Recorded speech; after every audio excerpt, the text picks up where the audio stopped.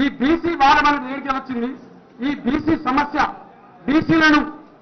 బీసీలకు రాజ్యాధికారం వైపు, బీసీ రిజర్వేషన్లు, బీసీలకు రాజకీయంగా, బీసీలకు విద్యాపరంగా, మరి అన్ని విధాల ఆర్థిక పరంగా న్యాయం జరగాలి, ఖచ్చితంగా బీసీలకు వాటా రావాలి అనేది ఎక్కడికి వచ్చిందని మనం ఫస్ట్ చర్చించుకోవాలి.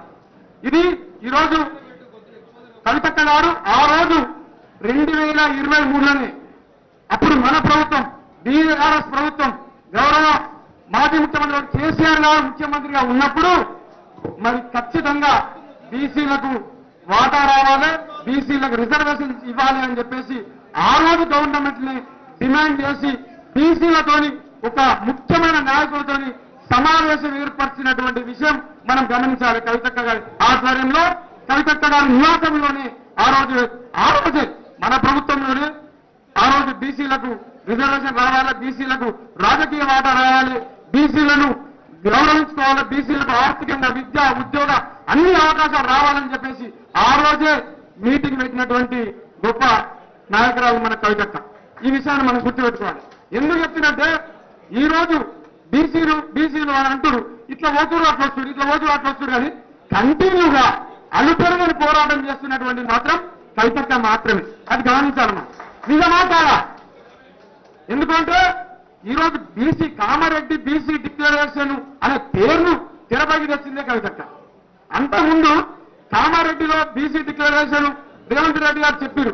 ఆ విషయాన్ని ఎవరైనా గుర్తు చేసినారే? మళ్ళీ ఎవరు గుర్తు చేయరు, అందరూ మర్చిపోయారు. గవర్నమెంట్ వచ్చిన అందరూ మర్చిపోయారు. ఇదే మన బీసీ నాయకులు ఇట్లా మర్చిపోయారు. కానీ కవితక్క మాత్రం మర్చిపోకుండా బీసీలకు అన్యాయం జరుగుతుంది.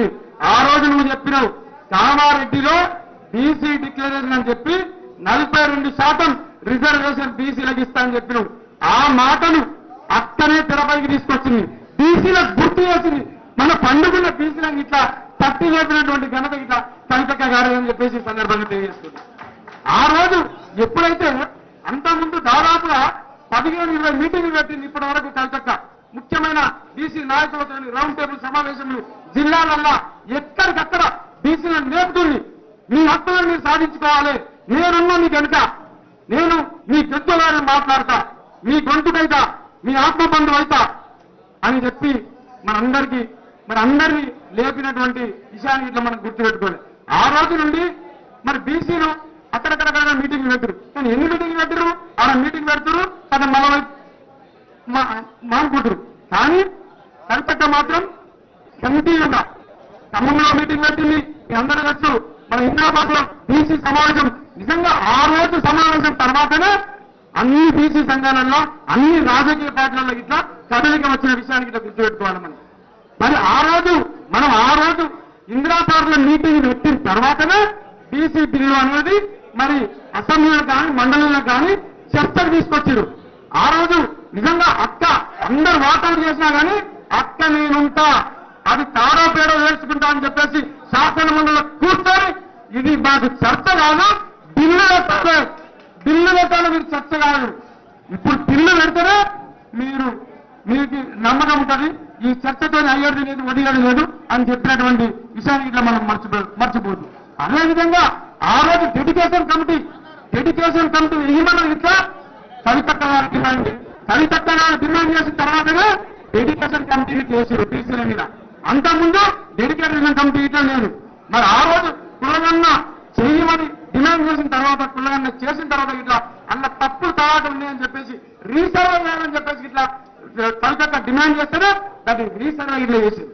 నిజంగా ఏదన్నా ఈ రోజు మన బీసీలు మర్చిపోయినా కానీ మరి కవితక్క లేస్తుంది, మరి బీసీల హక్కుల సాధనకై మీరు ఇవ్వాల్సిన అవసరం ఉందని చెప్పేసి మనందరినీ తట్టి చేస్తుంది ఇట్లా కవితక్కని. ఆ విషయాన్ని ఇట్లా గుర్తుపెట్టుకోవాలి.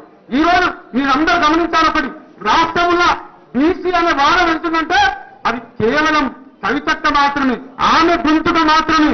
ఇంకా ఒక్కరు ఇట్లా ఇదే మన బీసీ నాయకులు ఇట్లా బీసీ వాదన ఎక్కడ చెప్పలేదు. కానీ కవితక్క మాత్రం ఎక్కడ పోయినా ఎక్కడ ఉన్నా బీసీ అంటారు.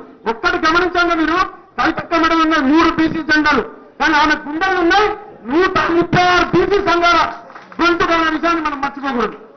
ఈ రోజు కవితక్క మన గురించి ఎట్లయితే కొట్లాడుతుందో మనం ఇట్లా రేపు బీసీలమంతా ఏకమై కవితక్క అడుగుదారుల్లో నడవాల్సిన అవసరం ఉందని చెప్పేసి ఈ సందర్భంగా నేను తెలియజేస్తున్నా. బీసీ బిల్లు లేవాలన్నది కవితక్క వాదన.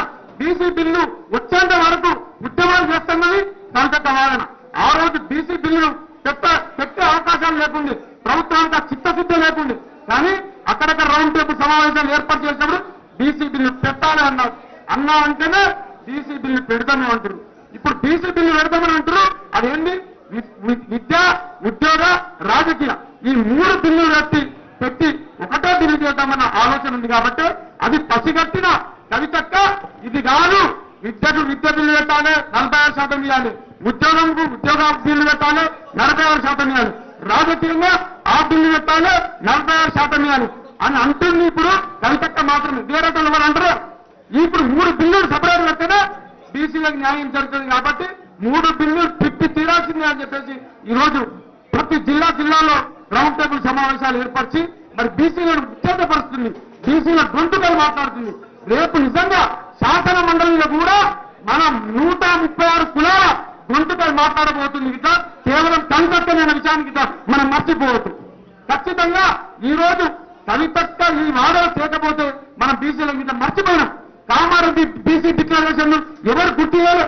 కేవలం కవితక్కని గుర్తు చేసి ఆ విషయాలను గుర్తు చేసుకోవాలి. బీసీలందరూ ఇట్లా ఏకమై బీసీల గొంతుకైనటువంటి కవితక్కకు సపోర్ట్ గా మద్దతుగా నిలుస్తామని చెప్పేసి ఈ సందర్భంగా తెలియజేసుకుంటూ జై భీమ్, జై పూలే, జై కవితక్క, కవితక్క నాయకత్వం, కవితక్క నాయకత్వం, బీసీల గొంతుగా కవితక్క నాయకత్వం, బీసీల ఆత్మబంధు